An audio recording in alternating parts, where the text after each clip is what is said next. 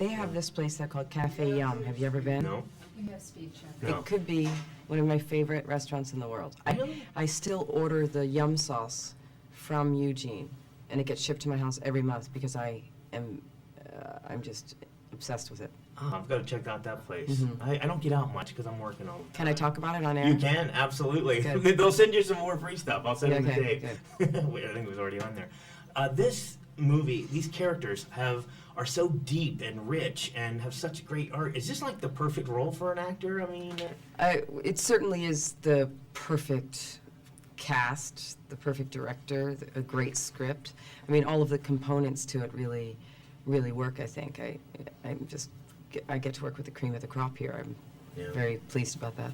and I loved your character from Thank the you. moment, and I've always liked the different roles from the Cooler and even the ER and so forth. And but as soon as your character went, hey, good looking, I was sold. Which feel free to say as many times as you want during the interview. But I was wondering, with David though, I honestly don't watch trailers anymore. Going into a movie cold as possible because I hate knowing anything.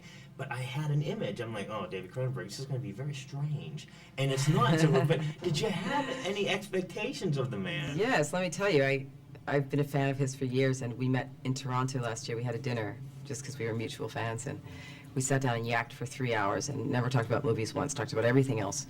And I told him immediately, like, oh my God, I thought you were going to be such a weirdo. And he could be the most down-to-earth, lovely human being I've ever met. And so I found that kind of funny. And I do think this film is his most sort of, most accessible to a wider audience Oh, by that's for far sure. from his other films. So what is it about him that enables him to tell such a great story?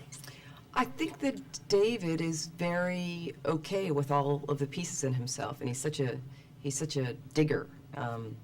He's not afraid to look at the things that we call dark spaces, and because of that, he's not repressed in that way. So he's light in the world, and yet can put darkness on the screen, and deal with issues that a lot of people are afraid of. There's a lot of in your character. There's some dark sexual scenes, but I would imagine that you would have to have a lot of trust in a man like David to do scenes like that. Well, these two men that I worked with, David and Vigo, are such sensitive artists and sensitive men. I felt very safe in their arms in terms of, I think we all kind of felt safe together to push the envelope and explore that. I always say David directs like a good father. He has a very firm guiding hand and yet lets his kids go and play and explore and become, but reins us back in at the same time. Let's talk a little bit about violence, because I found this movie realistic in a way, because I know that everybody has a boiling point. Yeah.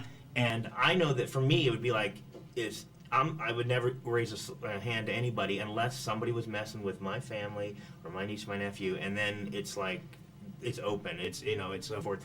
That's right. And it is, the violence in this movie is not, even though people are saying it's excessive, I found it to be just realistic in some ways. So did I. I think it's a realistic portrayal of violence, and certainly the violence in all of us as individuals.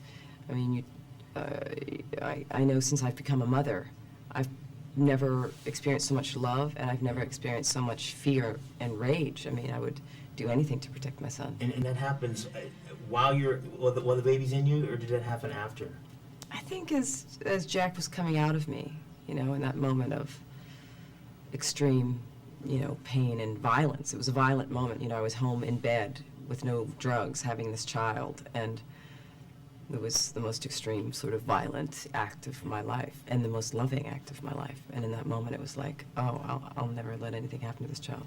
Can we talk about Vigo for a second? Because he's so soft-spoken, and talk about character arcs in this story. And I was wondering, how did he approach working with you? And because you guys all seem to have like the same arcs in the film. Yeah, we had a very easeful connection. People told me for years that we would be friends, and it was quite easeful. He's such a kind person, and he has a kind of existential philosophy about life that David and I share. So it was easeful between the three of us to collaborate together, and I just think Vigo's phenomenal in this film. I think it could be the best thing he's ever done. And there's a great scene in the mall with you and Ed Harris.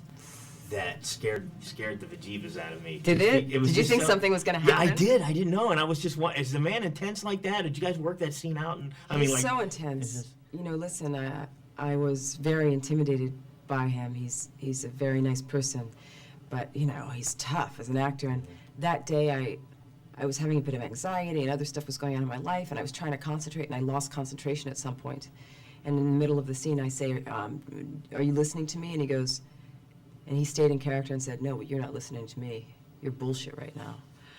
And he totally called me out, and I was like, 10 years ago, I would have gotten really defensive and been like, who does this guy think he is? But it's Ed Harris, for God's sakes. He's a Yeah. brilliant director, brilliant actor. So I really heard him in that moment, and he really helped me. I was really happy that he was there to kind of help me to get out of myself, because I was falling asleep on the job. I'm amazed by you and completely flustered as well. Oh, thank you. And it's so And I fun- do like the head. Thanks.